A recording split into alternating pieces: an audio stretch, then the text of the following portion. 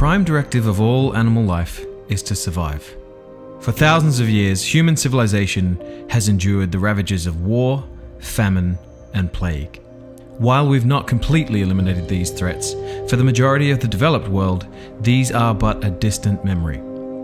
This is an unprecedented time. Today, as never before, the human race can focus its collective attention on thriving instead of simply surviving. But with the leaps we've made in our technology, medicine, and agriculture, comes a new threat.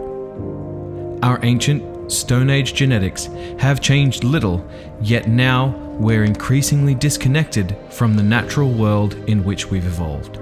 Today, the average person is more prone to chronic conditions, often triggered by the constant undercurrent of stress and inflammation associated with modern life. It's now more important than ever, as health and wellness professionals, to be focusing on a preventative healthcare model. So the method of specialization in healthcare really comes from a traumatic injury and a disease-based model. If you've broken a bone, if you've had some kind of accident and you've torn structures of the body, or if indeed you're really suffering with an illness and there's a threat to your life, then you really need that specialized healthcare to potentially save your life. A preventative healthcare model is really something that should be in place for everyone all of the time, ultimately to try and avoid any of the onset of illness and disease, to avoid the dysfunctions that are commonly occurring in the body from the day-to-day existence, from the exercise that we do, etc., and trying to build in a state of resilience in the system so that we can avoid having to use that specialized healthcare. To truly adopt a preventative healthcare model, we need to take a step back and look at things from a more holistic perspective. But then that begs the question, what is holistic health? Well, we're here because of our environment. The way we're built, the way we function, our metabolism, our biochemistry. It is the way it is because of evolution. Holistic health is really about providing the body with the resources and the stimulus to basically just be normal, to behave in a normal fashion. And the process of achieving that has to go hand in hand with the understanding that the body is essentially one single coherent system. It's not an individual part. These systems, it's not that the systems don't communicate. The psyche, for example, impacts every single tissue in the body. Our emotions influence the psyche. Our viscera and our hormones and endocrine glands influence our emotions, along with the autonomic nervous system. The muscle tissues are at the end of that chain and basically connected to everything that happens in the system. And above that as well, we have to understand that this single coherent system that is the body is also in constant communication in terms of energy exchange and information exchange with the natural environment, or indeed the environment that you spend the majority of your time in. We're trying to put an orange back together. That's what we're trying to do with fitness. We've isolated out the fact that one aspect of what an orange gives you is vitamin C, and that's critical for curing scurvy. But if you take apart the pieces of the orange, you can't necessarily put it back, and you don't necessarily get all the same nourishment from the vitamin C that you get from the orange. In the same way, people are trying to, say, not be exposed to sunlight because sunlight causes cancer, but now sunlight turns out to have all these positive effects, and they think that they can isolate just vitamin D and just take vitamin D and they're going to get the same effect. But it turns out there's maybe 10 photogenic products that your body produces in relationship to the sun, and how all those things are regulated and how your body regulates them in relationship to the sun, how the sun affects your psyche. It's much more complicated than we realize. So the way I like to look at things is there are the things that have nourished us forever, right? When you eat an orange, you think vitamin C. When you eat a banana, you think potassium. But that's only a small part of what those things are. In the same way, meat is more than just protein. Running through the woods is more than just aerobic training. Right? You start isolating it into these little pieces, and you're actually missing a lot of what the potential value is. So isolating things gives us a really powerful means to identify specific problems like scurvy. But the problem is that we can then start thinking that that's the only important element of that. So I like to divide the things that we interact with into nourishments. So real social interaction is a nourishment. And then you could have, say, a nutrient, which is some sort of like concentrated version of that. Right? Maybe you really need to see a therapist to get a specific kind of social interaction. And then you have stimulants, which is how we've taken a isolated piece of something and found the most rewarding pathway in the brain that it relates to, and learned how to manipulate people's behavior to buy products through it. So that's junk food, that's social media, that's video games, that's pornography. My general thesis is spend as much time getting the real traditional nourishments as possible. Avoid the stimulants as much as possible, and add the nutrients where there's a problem that can't be solved specifically by the nourishment level. It's generally accepted that to be healthy, to prevent early aging and the onset of disease associated with aging, all we need to do is eat well and exercise. But are the standard modern approaches towards that goal actually effective? And are eating well and exercising all we really need to focus on? The central problem that we have with physical culture in the West right now is that people don't like to do the stuff that we're telling them to do. They don't have any motivation to do it. And the reason that they don't have any motivation to do it is that we have progressively killed their inherent motivation for movement, and we've tried to replace it with something that's not natural. The majority of people around the world who go to the gym participate in what could be thought of as simulated movements. They perform movements on stationary machines designed to simulate real-world situations, but in a controlled environment. They run on a treadmill in one spot, never really going anywhere, or sit on fixed machines, isolating a particular body part. By isolating body parts and taking a reductionist approach to the way the body works, we've actually removed so much of the valuable stimulus and complexity our brain and body needs to really stay healthy. If you're running on a treadmill, there's a lot less that your nervous system has to pay attention to than if you're running through the woods. So the principles of effective running are less obvious when you're on a treadmill than they are running through the forest. So your nervous system doesn't have as much to learn effective movement from. Basically, fitness is a modern problem, right? Hunter-foragers don't worry about being fit. Farmers don't worry about being fit. They do the tasks that are necessary in their life. They dance, they play, they wrestle, and they're able to do what they need to do in their lives. Something happened in the 19th century, really, as people became sedentary and people became factory workers. All these physical problems started developing. People's health was deteriorating. They became weak. They became small, and so there was this recognition that there was something wrong with the bodies of people who were living Western lifestyles. And we started developing this idea of physical education as something that people needed in a more general sense, not just, say, specialist athletes or soldiers. Everybody needed to do something physically and needed to be fit. The problem that I think happened is that we were stuck in a factory mentality at that point. In the same way that we really developed our school systems as a way to produce factory workers, we developed our physical education system like a series of factories. And this really reached its peak in the 80s, right? There was really a perception that the most scientific way to train, the best way to train, would be to apply scientific reductionism to training. So we thought of the human body like a machine that we need to take apart and build all the little pieces up, and that's how you'd be healthiest. And that's where, like all the Nautilus machines, right? Your bicep is just, it's like a part. You're gonna go and improve that part of your body by doing this specific exercise. But the body doesn't really work like that, right? The bicep never operates in isolation. It's completely unnatural for a bicep to just do this and for the rest of the body to be unorganized. And in order for the bicep to express strength in a real context, it needs to be coordinated effectively through the nervous system with all the other structures in the body. So we have a physical education system that's based on a profoundly wrong understanding of the body that doesn't have very good effects, and that people actually hate, because people don't like being treated like machines. People don't like being assembled as part of a factory. So we have a $6 billion industry in the States for fitness, and we have the least fit people that have ever existed in the history of the world. It doesn't work.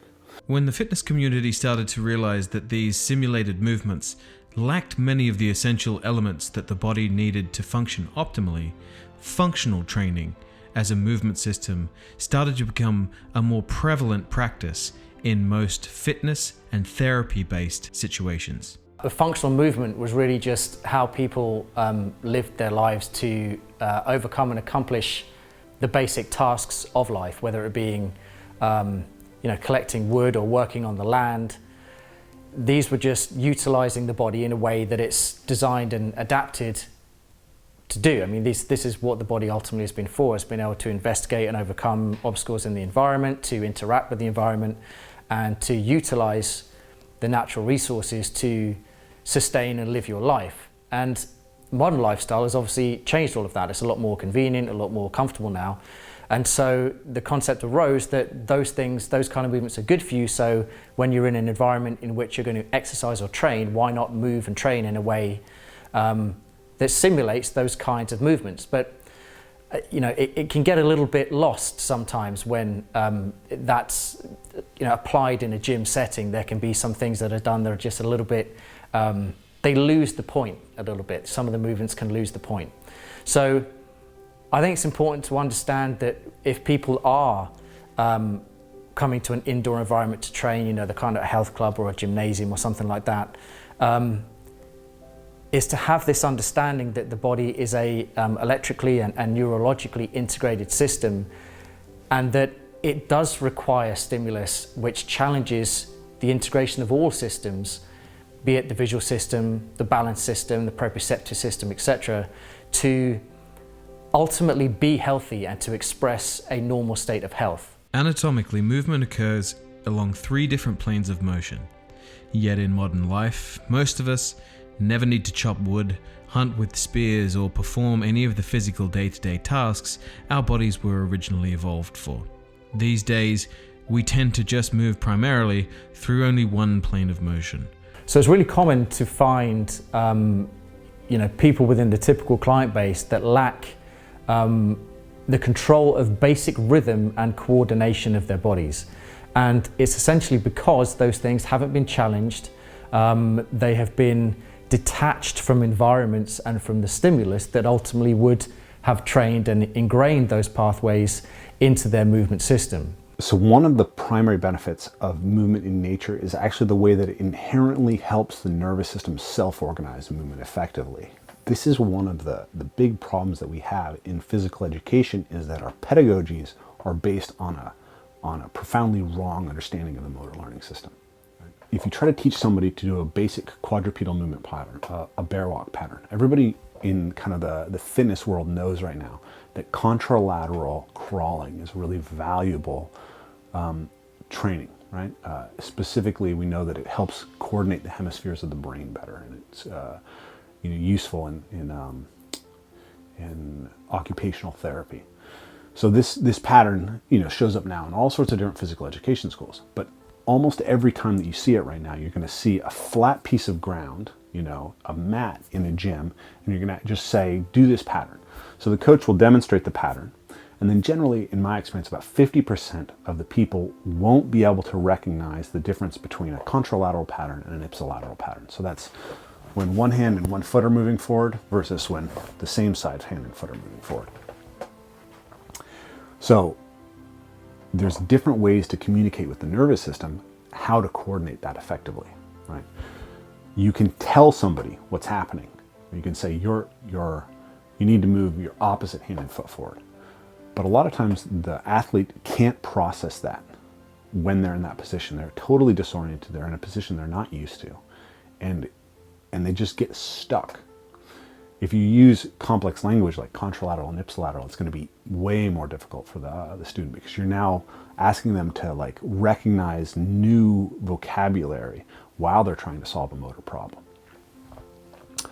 A better way a lot of times is to do some sort of kinesthetic cue. You can grab the hand and foot and move them in the pattern that you want, and then the athlete will be better able to recognize that. But what we found is that if you just have them moving on a tree branch, which is one of the natural expressions of this skill, all of a sudden they automatically figure out how to do it right. In order to stay on the tree branch, they have to use a contralateral pattern. If they try the ipsilateral pattern, they'll fall off. By having the correct constraints, the movement pattern self-organizes itself. And what we found is that basically a lot of the problems that we had in teaching when we were teaching primarily in gyms disappeared when we took people into nature, because it's the natural context of the human body. So there's all these problems that are actually introduced to physical education by isolating it away from the context in which it should occur. If we take people back to moving in nature, what we're going to do is we're actually going to help them solve the most important problems in motor coordination and motor control faster, help them recognize the most important features of motor control at a subcognitive level in the motor region of the brain. So really with any human being, whether a person is an athlete or not, rhythm and coordination should really be the basis on which the rest of their movement capacity is built. I mean, you could argue that people require more strength, but what you'll find that happens is that when somebody's proprioceptive system is stimulated through complexity and challenge, the proprioceptive output to the body increases. So essentially they become instantaneously stronger, or a stronger version of themselves, purely because they're able to coordinate themselves in a more appropriate fashion. And from that basis, we can build strength or work on increasing flexibility further, or working on some kind of capacity, as opposed to starting with those things in the first place. One of the main motivations for people to exercise and change their diet is to try and slow down the aging process. Physiologically, aging is associated with changes in a number of bodily systems, including the immune system. Modern diseases and the aging process share a commonality of increased inflammation and viscosity of the blood. As we advance through life, our levels of natural antioxidants, which counterbalance the damaging reactive oxygen species produced by stressors, also decrease, further promoting inflammation within the body. As trainers and practitioners, we really need to ask ourselves, are we always taking into consideration the load of oxidative stress on our clients' bodies, and are we always providing the best stimulus for them to improve their health? The whole approach to health and wellness, just simply being driven by diet and exercise, provides false hope for someone, I believe. And this is where that is not our entire lifestyle. And in fact, I think that if one exercises too much, you age faster. You go in the wrong direction. The body is not adapt to handle with the oxidative stress. And so in this case, a person has to become revert to resolving their leptin sensitivity issues first, before they can look, before they can place a demand on the body for being metabolically flexible, okay? If they don't, they produce oxidative stress, they age faster. It's of course accepted that high intensity interval training, resistance-based circuit training is the most impactful thing for changing body composition, for helping someone lose weight, along with changes to diet, etc. We have to consider though that training is very, very intense, and it's only really appropriate if the individual has the resources available to recover from that. Now, that's not always going to be the case in this kind of modern society. So somebody may arrive to the gym on a particular day, and there's been a level of stress, be it psychological, be it emotional, be it derived from any of the number of stresses that affect us on a daily basis, and it's rendered their system pretty much incapable of tolerating that level of exercise and then from recovering from it. And ultimately that's when people will break down. They'll break down physically, there'll be some kind of change in the system which may lead to an injury, it may lead to some kind of pain or some level of dysfunction if it's a stimulus that's put on the body too frequently and in an inappropriate way. The inflammation basically, to me, coincides with oxidative stress. Okay, those two things there age us fast. Time speeds up, and we get to our end chronological age very fast. Oxidative stress and inflammation basically destroy a cell, induce its suicide, deplete our stem cells to try to replace that cell, and in doing so we deplete shorten our telomeres and just age faster. I think those two things, oxidative stress and inflammation, are at the root of disease and fast aging. And if we can address that, reverse that, then we slow aging down, we slow down time, and we get rid of disease.